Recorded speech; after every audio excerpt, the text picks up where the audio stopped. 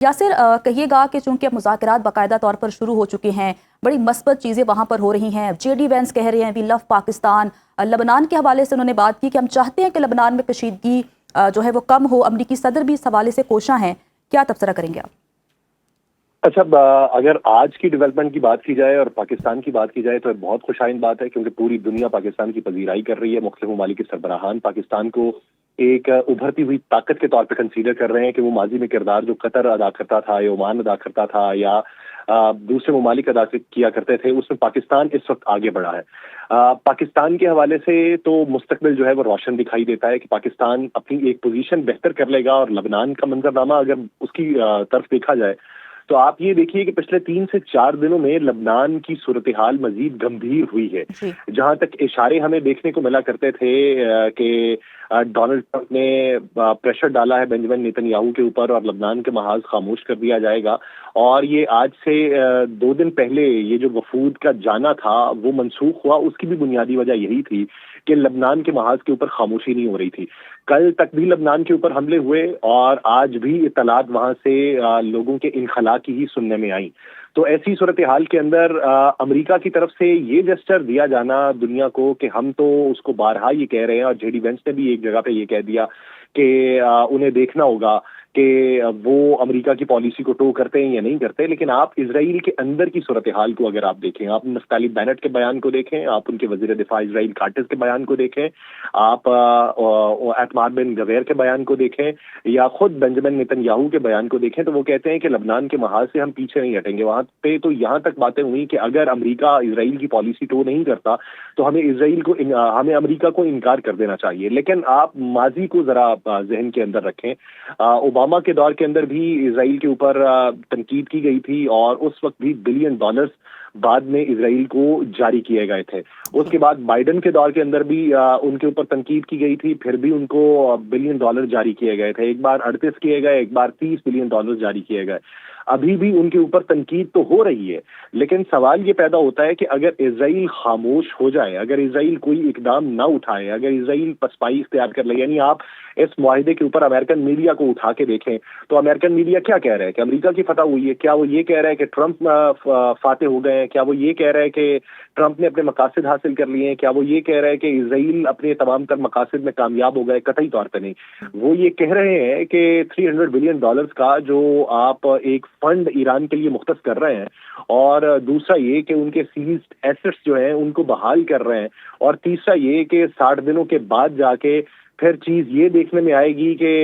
آبنائے ہرمز کا کنٹرول کس کے پاس جائے گا۔ پھر یہ آئے گی کہ نہ تو آپ ان سے وہ افزودہ یورینیم حاصل کر پائے ہیں، آپ تو ان کے ساتھ بات چیت یہ کر رہے ہیں کہ بین الاقوامی جوہری توانائی ایجنسی جو ہے وہ وہاں پہ جا کے اس کو ڈائلوٹ کرے گی۔ تو آپ نے مقاصد کیا حاصل کیے ہیں؟ کیا صرف یہ کہ وہاں پہ بمبارڈمنٹ کی اصفہان کے اوپر، ناتانز کے اوپر اور ان کے 28 صوبوں کے اوپر آپ نے بمباری کر کے اپنے مقاصد حاصل کر لیے؟ مقاصد تو جو تھے آپ کے رجیم چینج کے مقاصد تھے، مقاصد آپ کے افزودہ یورینیم کو حاصل کرنے کے تھے، وہ مقاصد آپ حاصل نہیں کر سکے۔ بات چیت تو ساری کی ساری ایران کے حق میں گئی ہے۔ ابھی اگر دیکھا جائے تو جنگ سے پہلے آبنائے ہرمز تو کھلی ہوئی تھی، اب تو اس کے اوپر کنٹرول جو ہے یا اس کی نگرانی جو ہے وہ ایران کے پاس موجود ہے۔ جنگ سے پہلے افزودہ یورینیم انہی کے پاس موجود تھا، ابھی بھی انہی کے پاس موجود ہے۔ جنگ سے پہلے وہ کہہ رہے تھے کہ ایٹم بم نہیں بنائیں گے، ابھی بھی وہ کہہ رہے ہیں ایٹم بم نہیں بنائیں گے، لیکن جنگ سے پہلے ان کے اثاثے منجمد تھے، اب وہ بحال ہونے کی باتیں ہو رہی ہیں۔ جنگ سے پہلے ان کے لیے کوئی فنڈ مختص نہیں تھا، اب ان کے فنڈز کی باتیں ہو رہی ہیں۔ تو اس لیے ان کے نزدیک یہ ساری چیزیں امریکن میڈیا کے نزدیک ڈونلڈ ٹرمپ نے ٹرے کے اندر رکھ کے ایران کو دے دی ہیں، کیونکہ امریکہ کے پاس اور کوئی چارہ نہیں تھا کہ امریکہ ان کے ساتھ جنگ مزید لڑتا۔ اور پھر بات یہ ہو رہی ہے کہ خطے کے اندر کچھ عرصہ تک یہ فوجیں موجود رہیں گی اور پھر ان کی واپسی کے حوالے سے بات ہوگی۔ تو یہ تو وہ امریکہ جو ہے اس کا جو ایک تشخص ہے وہ رفتہ رفتہ جو ہے زوال پذیری کی طرف گامزن ہے، اور اب بہت سے تجزیہ کار بین الاقوامی سطح پہ یہ کہہ رہے ہیں کہ امریکہ روبہ زوال ہے۔ یہ نہیں کہ ابھی اس کا زوال جو ہے وہ مکمل طور پہ ہو جائے گا، لیکن اگلی کچھ دہائیوں میں، یعنی اگلے 10 سے 15 سالوں میں اس خطے میں سے امریکہ جو ہے بطور اتحادی کنسیڈر نہیں کیا جائے گا، اس کے ڈیفنس اکوپمنٹ نہیں لیے جائیں گے، اس کے متبادل آپشنز پہ غور کیا جائے گا۔ تو اس لیے امریکہ کے اندر یہ گردان جاری ہے۔ اب اسی کو آپ رکھ کے دیکھیں اسرائیل کے نقطۂ نظر پہ، اسرائیل کیا چاہتا ہے؟ جس طرح سنگین بات کر رہے تھے کہ اس نے بیشتر محاذ جو ہے وہ کھولے ہیں اور یہ اس کے حق میں جاتا ہے، تو اسی لیے اسرائیل نے جو عراق کے اندر ملیشیا ہیں جن کی وہ حمایت حاصل ہے ایران کی، ان کو تباہ کرنے کی کوشش کی، غزہ کے اندر حماس کو تباہ کرنے کی کوشش کی، لبنان میں حزب اللہ کو تباہ کرنے کی کوشش کی، یمن میں حوثیوں کے اوپر حملے کیے گئے۔ تو یہ تمام تر حملے صرف اسی تناظر میں تھے اور ایک صرف محاذ ایران والا تھا جس کو کھولا گیا، لیکن ایران کے محاذ کو کھول کے کہیں نہ کہیں اسرائیل اپنے مقاصد حاصل کر چکا ہے۔ یہ نہیں کہا جا سکتا کہ اسرائیل نے مقاصد حاصل نہیں کیے۔ اسرائیل نے ڈسرپشن پیدا کی، اسرائیل نے یہ باور کروا دیا کہ میں کبھی بھی پیچھے نہیں ہٹوں گا، اسرائیل نے یہ بتا دیا کہ توسیع پسندانہ عزائم میرے کبھی بھی رک نہیں پائیں گے، اسرائیل نے یہ بھی بتا دیا کہ اگر میری پشت کے اوپر امریکہ موجود ہے یا نہیں ہے تو ہم اپنے بیانات کے نتیجے میں یہ بتاتے رہیں گے کہ ہم اپنی جنگ کو جاری و ساری رکھیں گے۔ تو اس لیے اسرائیل نے وہ تمام محاذ کھولے ہیں۔ اگر فرض کر لیں کہ آج کوئی معاہدہ ہو بھی جاتا ہے حزب اللہ کے ساتھ اور وہاں پہ جنگ بندی ہو جاتی ہے تو مستقبل قریب کے اندر یہ کسی اور محاذ کو پھر سے گرم کر دیں گے۔ یہ غزہ کے محاذ پہ وہ جو 60% قبضہ کر چکے ہیں اس کو 80% کے اوپر لے جانے کی کوشش کریں گے۔ یہ یمنی حوثیوں کے ساتھ مسائل جو ہے وہ دوبارہ سے شروع کریں گے۔ اور آپ نے پچھلے دنوں میں یہ بیانات سنے ہوں گے کہ بنجمن نیتن یاہو نے ترکی کے صدر رجب طیب اردوان کے خلاف جو ہے وہ سخت الفاظ کا استعمال کیا ہے اور تنبیہ کی گئی ہے ان کو کہ آپ کو مار دیا جائے گا۔ اور یہ رپورٹ باقاعدہ طور پہ اسرائیل کے اندر ہوا کہ اگلا جو محاذ کھولا جائے گا وہ ترکی کے ساتھ کھولا جائے گا۔ حالانکہ اسرائیل کو یہ معلوم ہے کہ ترکی کے ساتھ محاذ کھول کے اس کے لیے آسانیاں نہیں ہوں گی۔ وہ ملک جو اس کی سرحد کے بالکل ساتھ موجود ہے، وہ ملک جس کی ڈرون ٹیکنالوجی دنیا کے اندر اس وقت ترقی پا رہی ہے، وہ ملک جس کی جو اسٹیلتھ فائٹر جیٹ بنانے کی تگ و دو کر رہا ہے، وہ ملک جس نے اپنے اسلحے کو مزید مضبوط کیا، اور وہ ملک جس کی فوج بہت زیادہ تربیت یافتہ اسلامی ممالک کے فوجوں میں سے۔ تو اس اعتبار سے اگر وہ ان کے ساتھ جنگ شروع کرے گا تو اس کے نتائج اسرائیل کو بہت گندے بھگتنا پڑیں گے۔ لیکن وہ ساتھ ہی ساتھ اپنے ایلائز کو یہ پیغام دے رہا ہے کہ اگر تم میری پشت سے ہٹو گے تو پھر میں ان لوگوں کے اوپر حملے کروں گا جو تمہارے اپنے بھی ایلائز ہیں۔ تو یہ بات ذہن میں رکھو کہ وہاں پر اگر میرے مفادات پورے نہیں ہوتے تو میں تمہارے مفادات کی تکمیل کے لیے بھی اقدام نہیں اٹھاؤں گا۔ ہم یہ تو کہہ سکتے ہیں کہ آج کا دن جو ہے وہ ایران کے محاذ کے حوالے سے خوش آئند تو ہے۔ خطے میں جو ہلچل پیدا ہوئی تھی اس کے خاتمے کے حوالے سے تو ایک اقدام ہے، آبنائے ہرمز کے کھلنے کے حوالے سے تو ہے، توانائی کا بحران ختم ہونے کے حوالے سے تو بہتر اقدام ہے، تیل کی قیمتوں کے کم ہونے کے حوالے سے تو بہتر اقدام ہے، یا بائیلیٹرل ٹریڈ جو ایران کے ساتھ ہونی ہے بہت سارے ممالک کی جو چاہت رکھتے ہیں اور بازی میں نہیں کر پائے تھے ان کے لیے تو بہتر اقدام ہے۔ لیکن مشرق وسطیٰ کا اوور آل جو منظر نامہ ہے اس کے اندر ٹینشن رہے گی، اور آپ یہ بھی دیکھیں گے کہ اگلے کچھ دنوں کے اندر یہ معاہدہ ہونے کے بعد یہ ایم او یو سائن ہونے کے بعد حتمی معاہدے سے پہلے ابراہم اکارڈ کی باتیں پھر سے منظر عام پہ آئیں گی۔ حالانکہ وہ معاملہ ٹھپ ہو چکا، حالانکہ اس کے اندر جو عرب ممالک پہلے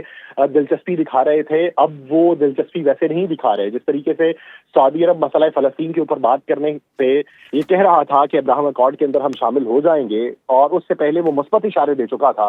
تو وہ بھی اب پیچھے ہٹ چکا ہے۔ یو اے ای صرف موجود ہے، بحرین موجود ہے یا اردن موجود ہے جو اسرائیل کے ساتھ اپنے تعلقات رکھتے ہیں۔ ہاں دیگر ممالک جو ہیں ان کے تعلقات تو ہیں، لیکن ابراہم اکارڈ کے اندر اس طریقے سے اب وہ دلچسپی نہیں رکھتے اس پورے منظرنامے کے بعد۔ اب اس کا شوشہ پھر سے چھوڑا جائے گا کہ اگر پورے خطے کے اندر اس پورے محاذ کو بند کرنا ہے، اگر مستقل طور کے اوپر امن کو لانا ہے تو پھر ابراہم اکارڈ کرنا ہوگا۔ اب وہی شوشہ چھوڑ کے پھر جب اس سے روگردانی بہت سے ممالک کریں گے تو پھر محاذ یہ گرم کر لیا جائے گا۔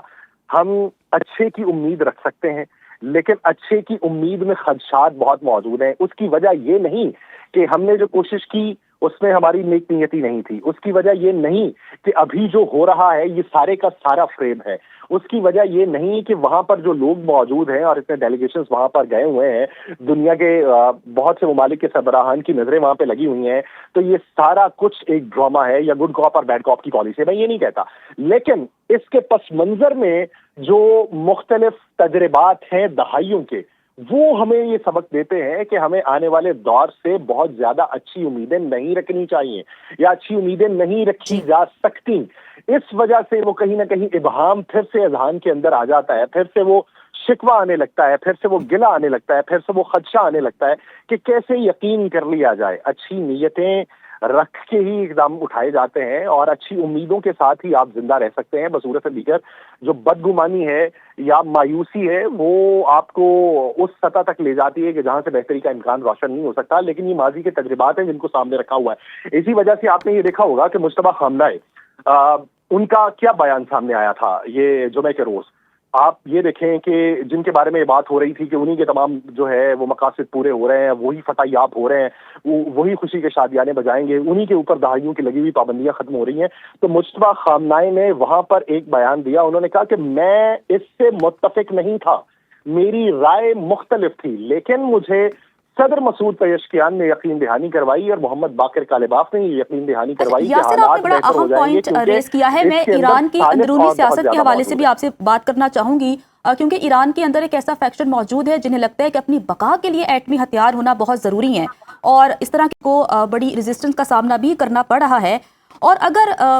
ایران, چونکہ وہ کہہ رہے ہیں کہ وہ ایٹمی ہتھیار کبھی بنانا نہیں چاہتا تھا, اس حوالے سے فتویٰ بھی تھا, اور جنہوں نے فتویٰ دیا وہ اب شہید ہو گئے ہیں, اور ہم نے تمام صورتحال دیکھی ہے کہ ایران نے کس طرح سے اپنی بقا کی جنگ لڑی ہے. اور اگر ایران کے پاس ایٹمی ہتھیار ہوتا تو اس طرح سے ایران پر حملے نہیں ہوتے. تو کیا عباس عراقچی ایرانی قیادت میں اتفاق رائے پیدا کر سکیں گے اس معاملے پر؟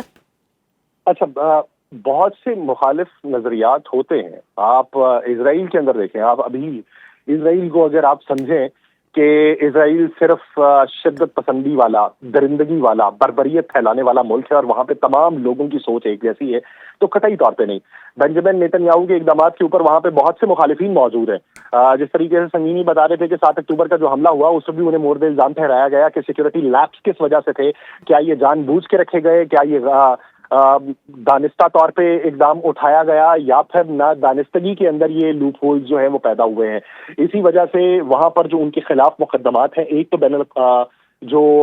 عالمی عدالت ہے وہاں پر ہے, تو ایک وہاں کی جو سپریم کورٹ ہے وہاں کے اوپر بھی تو ہے نا, جس پہ بارہا ڈونلڈ ٹرمپ یہ کہتے ہیں کہ میں تمہاری چمڑی بچا رہا ہوں. ایران کی صورتحال یہ ہے کہ ایران میں بھی مختلف لوگ مختلف آراء کے حامل موجود ہیں, اور جن کا یہ ماننا ہے کہ ہم نے دہائیوں امریکہ کے ساتھ مذاکرات کیے ہیں اور امریکہ نے ہمیں نقصان پہنچایا, اور اسی ضمن کے اندر وہ اپنا سب سے بڑا مخبر جس کو سمجھتے ہیں وہ بین الاقوامی جوہری توانائی ایجنسی کے سربراہ رافیل گراسی ہے. رافیل گراسی وہ جس نے عمان کے اندر جب مذاکرات ہو رہے تھے اور بعد میں یہ کہا تھا کہ نہیں,